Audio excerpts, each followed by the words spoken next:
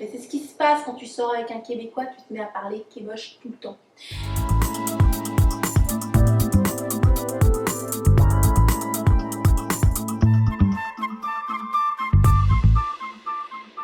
Le sujet d'aujourd'hui, tu sais, pour ces moments où tu as l'impression qu'il y a tout qui va de travers et qu'il faudrait tout recommencer, eh bien, j'ai reçu cette question d'une rebelle créative et elle voulait savoir, Henriette, qu'est-ce que tu fais dans ces moments-là? Il y a une chose que je fais, et je vais te le dire tout de suite, c'est que je fais tout sauf recommencer. Parce que dans mon expérience que j'ai appris, c'est que c'est toujours plus facile de continuer que de recommencer.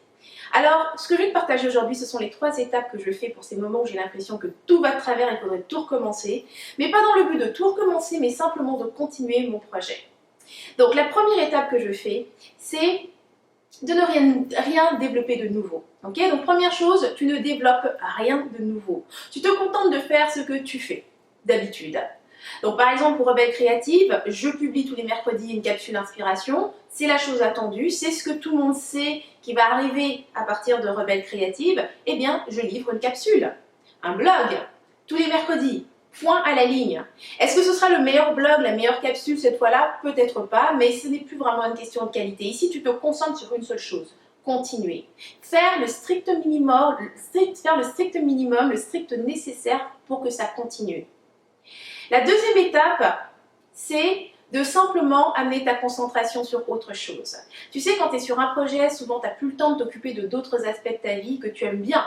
Okay, par exemple, je sais que moi pendant un moment j'avais envie de refaire ma garde-robe, mais j'avais vraiment pas le temps d'aller traîner dans les boutiques, tu vois.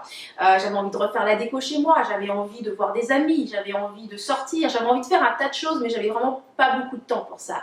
Et bien dans ces moments-là où j'ai l'impression que tout va de travers et que franchement mon projet me tape sur les nerfs, et bien c'est le moment où je vais me concentrer sur ces autres aspects de ma vie. Tu vois, quelque part la vie est bien faite, tu vois. L'équilibre se place d'elle-même si tu suis le rythme. Donc dans ces moments-là, occupe-toi les autres aspects de ta vie relationnelle, tes amis, la famille, tes fringues, occupe-toi de ça. La troisième étape, c'est que je reviens sur le chemin parcouru. Et pour faire ça, je vais revenir tout simplement sur par exemple mes premiers journaux, donc parce que je tiens un journal, hein, tous les jours j'écris mes idées, vers où je vais, et ça c'est depuis le début, donc je vais revenir sur les anciens journaux, regarder quelles étaient mes idées à cette époque-là, donc vraiment tu sais quand mon projet était vraiment à son stade embryonnaire, je vais lire ces journaux-là, je vais revenir sur le premier site internet que j'ai publié, je vais lire les premiers articles, je vais retourner dans les témoignages des clients, je vais revoir les programmes que j'ai créés, bref je vais remarcher mes pas dans mon projet, dans mon aventure, dans mon entreprise.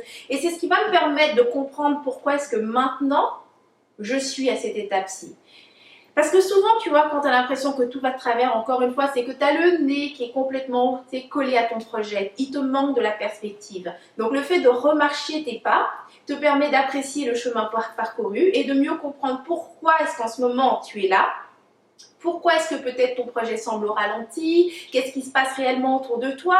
Est-ce que c'est à cause de la saison? Est-ce que c'est à cause d'une... Tu comprends mieux. C'est genre faire un genre de diagnostic en fait par rapport à ton entreprise ou par rapport à ton projet. Donc ça, c'était les 3 étapes que j'avais à te partager pour ces moments où tu as l'impression que tout va de travers et qu'il faudrait tout recommencer. Alors maintenant, j'aimerais que dans les commentaires, tu me dises ce que tu en as pensé. J'aimerais savoir des 3 étapes que je t'ai partagées, laquelle t'aide dès maintenant à continuer ton projet. Comme je t'ai dit, le but n'est pas de tout recommencer, mais de continuer. Donc des 3 étapes, laquelle t'aide maintenant à continuer ton projet. Laisse-moi ça dans les commentaires et surtout dis-moi pourquoi. J'adorerais savoir cela.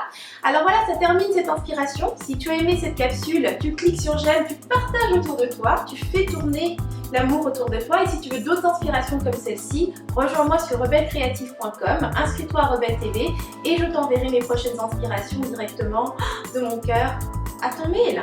Donc c'était Henriette Ndaka, je te dis à la semaine prochaine et d'ici là, agis comme une rebelle créative, tu vis à fond, sans culpabiliser, sans complexe et sans stress. Mouah.